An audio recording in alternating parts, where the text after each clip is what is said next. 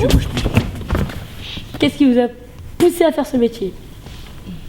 Ça m'amusait. Vous êtes payé combien? Ça dépend des années. J'ai une idée de spectacle que j'ai envie de mettre en scène, mais pas encore pour tout de suite, parce que c'est compliqué, il faut réunir de l'argent, il faut réunir une équipe. De l'argent? Et oui, et il faut avoir des partenaires, trouver des théâtres qui vont être d'accord pour nous accueillir, pour répéter le spectacle, pour ensuite qu'on vienne le jouer. Donc je sais pas encore pour exactement quand, mais j'ai une idée de spectacle en tête. Mon travail, c'est mime. Et comme il y a peu de travail, on demande peu de travail au mime, moi je travaille beaucoup comme comédien et comme danseur. Donc j'ai ce spectacle sur les essais d'après Michel de Montaigne. Le principe du spectacle, c'est qu'au début du spectacle, je vais entrer en scène et je ne sais pas ce que je vais faire. On a seulement décidé une durée. D'accord ? Le public, il s'installe, il croit qu'il vient voir un spectacle, comme d'habitude, un spectacle qu'on a répété, d'accord ?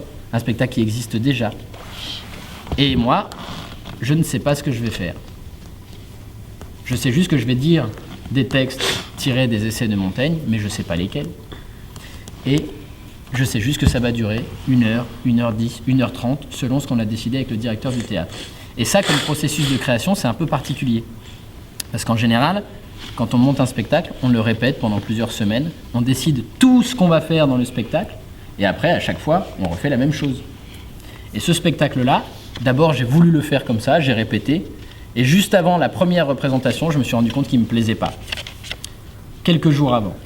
Et là, j'ai décidé qu'en fait, à chaque fois que j'entrerai sur scène, je ne saurais pas ce que j'allais faire.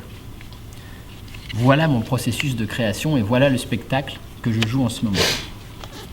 Justement, moi, avec ce livre de Michel de Montaigne, Les Essais, j'ai trouvé ma façon de faire du théâtre.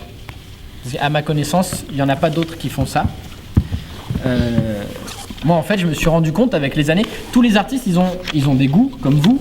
Il y a des choses qu'ils aiment faire, des choses qu'ils aiment moins faire. Moi, je me suis rendu compte que je préfère jouer plutôt que répéter. Il y a des artistes, ils préfèrent les répétitions.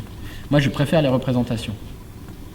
Et je me suis rendu compte aussi que j'étais meilleur quand j'avais pas prévu ce que j'allais faire que quand j'avais répété.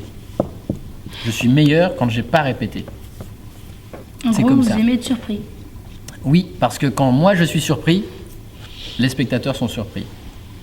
Et quand j'ai lu les essais de Montaigne, je me suis rendu compte que c'est un peu ce qu'il disait aussi. Il disait qu'au moment où il va écrire quelque chose, il ne sait pas ce qu'il va écrire. Il prend la plume, il se met à écrire, et puis les idées lui viennent au fur et à mesure. Et moi, c'est ce que j'aime faire sur scène.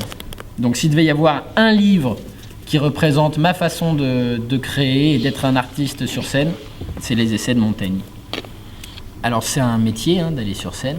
Comme musicien, comme réalisateur de films, c'est un métier. Donc tu as raison, tu m'as demandé combien je gagnais par mois. C'est ce métier, c'est ce qui me permet d'acheter à manger, de me loger. Je gagne ma vie avec ça.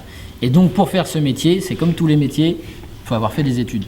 Moi j'ai d'abord étudié la danse classique quand j'avais votre âge, jusqu'à 17 ans. J'ai commencé le mime pendant que je faisais de la danse, donc de 12 à 17 ans. Ensuite j'ai continué le mime jusqu'à 24, 25 ans. Et parallèlement, j'ai fait du théâtre. Et à l'adolescence, j'ai commencé à tourner dans des séries, à la télé et des films. Et du coup, voilà, tout ça, ce sont des études, des années d'études pour apprendre le mime, la danse et le théâtre. Bon, merci.